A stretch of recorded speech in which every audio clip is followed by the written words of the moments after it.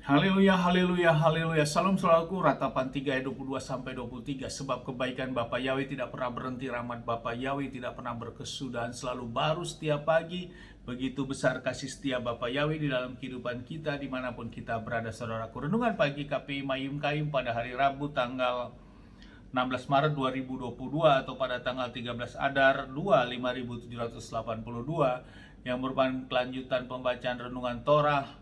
Namun khusus pada pagi hari ini kita tidak melanjut dalam membaca renungan Torah, saudaraku, namun kita membaca suatu firman khusus karena kita menyambut tentang hari Purim, saudaraku. Kita akan membaca di kitab Ester 9 ayat 18 sampai 19 yang berkata demikian. Dan orang Yahudi di Susan berkumpul pada hari yang ke-13 dan pada hari yang ke-14 dalam bulan itu. Beristirahatlah pada hari yang ke-15 dalam bulan yang sama dan menjadi hari itu sebagai hari perayaan kegembiraan.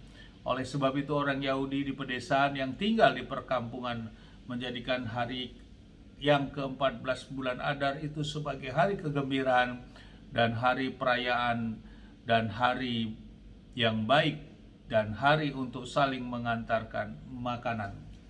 Saudaraku, hari Purim, saudaraku, yang akan dirayakan pada sore hari nanti memasuki era Purim, dan tanggal 14 merupakan hari Purim, saudaraku. Hari Purim adalah hari raya bangsa Yahudi, saudaraku, yang memperingati pembebasan orang-orang Yahudi di Kaisar Persia kuno dari kehancuran setelah rencana jahat oleh Haman, sebuah kisah yang tercatat di dalam kitab Ester dan dirayakan pada tanggal 14 Adar. Sekarang tanggal 15 dan nanti sore jam 6 sore demikian, saudaraku, memasuki tanggal 14 dan itulah hari Purim, saudaraku. Dan peristiwa hari Purim ini, saudaraku, tercatat di dalam kitab Ester. Di dalam peristiwa itu tentu sudah tidak asing lagi bagi kita bagaimana peristiwa yang ada, di mana pada zaman kerajaan yang dipimpin oleh Ahasveros, saudaraku, dan Ahasveros merupakan kerajaan yang sangat terbesar pada waktu itu, memimpin kurang lebih 127 provinsi yang berada di wilayah India sampai Ethiopia, dan memiliki istana yang bernama Susan, dan dia memiliki permaisuri yaitu ratu yang bernama Ratu Wasti, saudaraku. Dan pada tahun ketiga mereka melaksanakan suatu pesta besar, saudaraku, dan mengundang seluruh penguasa kerajaan pada waktu itu. Dan akibat pembangkangan daripada Ratu Wasti ini saat dipanggil oleh Raja Ahasveros, yang menyebabkan kemarahan, saudaraku, karena ketidaktaatan seorang istri kepada suami. Dan ini berdampak besar pada waktu itu karena pada waktu itu kumpulnya pada kerajaan, sehingga menyebabkan kemarahan, dan akhirnya Raja Ahasveros mencari pengganti daripada ratunya, dan akhirnya diizinkanlah Hadassah orang Yahudi atau Esther ini terpilih menjadi pengganti Ratu Wasti ini, saudaraku, untuk mendampingi Raja Ahasveros. Dan peristiwa terjadi di kerajaan itu, adanya seorang pemimpin pemerintahannya yang bernama Haman yang begitu gila hormat, saudaraku. Semua yang saat Haman datang semua harus bersujud menyembah. Namun ada orang Yahudi yang di kerajaan itu juga pada waktu itu yang bernama Mordekai, saudaraku. Mordekai ini adalah paman daripada Hadassah atau Esther yang sudah menjadi permaisuri ini, saudaraku. Dia tidak mau menyembah. Akibatnya Haman sangat marah, dan Haman ini, saudaraku, memerintahkan atas izin raja untuk karena membuat suatu berita hoak demikian, saudaraku, sehingga raja terpengaruh dan menyebabkan orang Yahudi pada waktu harus dibunuh. Seluruh di wilayah itu harus dibunuh atas perintah Haman, saudaraku. Namun rencana ini diketahui, dan akhirnya melalui Hadassah atau Esther ini, dan Esther meminta untuk seluruh bangsa Yahudi berpuasa selama 3 hari karena dia harus menghadap raja untuk memohon. Karena peristiwa untuk menghadap raja hanya ada 2. Bila diterima maka hal itu akan dilanjutkan, dan bila tidak diterima maka orang yang menghadap itu akan juga dihukum mati. Itulah pada waktu itu tentang perintah aturan yang ada di kerajaan tersebut. Akhirnya dengan berpuasa dan berdoanya bangsa Yahudi terhadap Ester, Ester menghadap, sehingga diketahuilah rencana Haman, kejahatan Haman ini saudaraku, dan akhirnya berbalik. Yang tadinya Haman mau membunuh bangsa Yahudi pada waktu itu, namun kebalikannya Hamanlah yang dibunuh.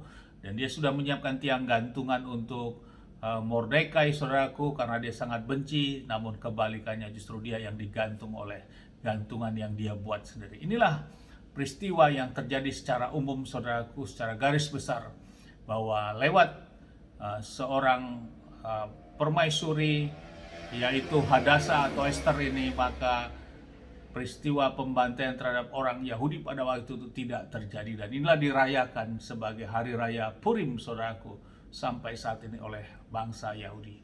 Dan hari raya Purim tidak merupakan suatu hari raya yang Bapa Yahweh tetapkan seperti halnya 7 hari raya, sehingga khusus Keilat kita juga tidak membuat suatu hari raya khusus terhadap hal ini, karena ini merupakan hari raya kebebasan bagi bangsa Yahudi atau kemerdekaan bangsa Yahudi dari pembantaian. Sama seperti halnya juga kita sebagai hari kemerdekaan kita bangsa Indonesia seperti 17 Agustus seperti itu saudaraku, dibebaskan dari pembelengguan penjajahan. Dan ini yang dirayakan oleh bangsa Yahudi. Dan kitab suci kita memang mencatat peristiwa ini karena bangsa Yahudi adalah merupakan bangsa pilihan Bapa Yahweh. Ini yang menjadi renungan bagi kita saudaraku, sehingga lewat merayakan hari Purim ini saudaraku, kita diteguhkan lagi. Pertama saudaraku, sebagai latar belakang, kita harus taat kepada otoritas-otoritas yang di atasnya. Sama seperti Ratu Wasti yang tidak loyal kepada raja, yaitu Raja Ahasweros saat dipanggil saudaraku. Artinya di sini adalah kesetiaan daripada otoritas yang di atasnya. Ini yang melatar belakangi peristiwa ini saudaraku.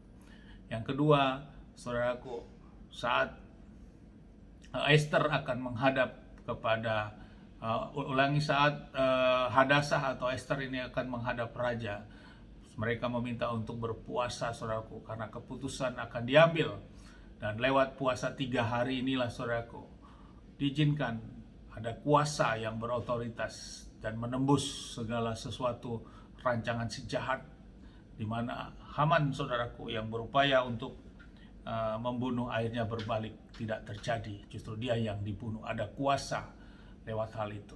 Ini meneguhkan bagi kita dan menguatkan bagi kita saudaraku. Dan lewat renungan pada pagi hari ini, kita juga mengucapkan Hak Sameang Purim saudaraku, dalam merayakan hari raya Purim yang dirayakan sebagai hari pembebasan bangsa Yahudi, dan merupakan suatu karya rancangan Bapa Yahweh untuk menyelamatkan bangsa pilihannya ini. Amin. Sukses besar buat kita semua, maju terus dalam iman, dan kita terus berjuang untuk menjalani kehidupan ini. Dan saya mengucapkan untuk selamat memasuki hari raya hari Purim saudaraku. Dan ini hari kebebasan bagi bangsa Yahudi. Ada kegembiraan, ada sukacita juga tentu bagi kita semua. Di dalam Adonai Yeshua HaMashiach kita sudah dibebaskan, kita sudah dilepaskan dari karya si jahat yang mengikat kita untuk masuk dalam kebinasaan, namun sudah dibebaskan oleh pembebasan Adonai Yeshua HaMashiach yang membelenggu, yang membebaskan kita dari belenggu dosa saudaraku. Hal yang sama juga kebebasan bagi bangsa Yahudi pada waktu itu yang akan dimusnahkan. Amin. Sukses besar buat kita semua, maju terus dalam iman. Dari tempat ini kita sedang berdoa, Bapak yang memberkati melindungi kita semua dimanapun kita berada. Bapak yang menyinari wajahnya kepada kita, memberikan kita kasih karunia. Bapak Yahweh menghadapkan wajahnya kepada kita, berikan kita damai sejahtera. Apapun yang kita kerja lakukan sepanjang ini semua jadi berhasil, dan kita orang percaya tidak dipermalukan. Janji firman kita diberkati dan ada keselamatan yang pasti yang kita dapatkan. Amin. Haleluya. Shalom saudaraku.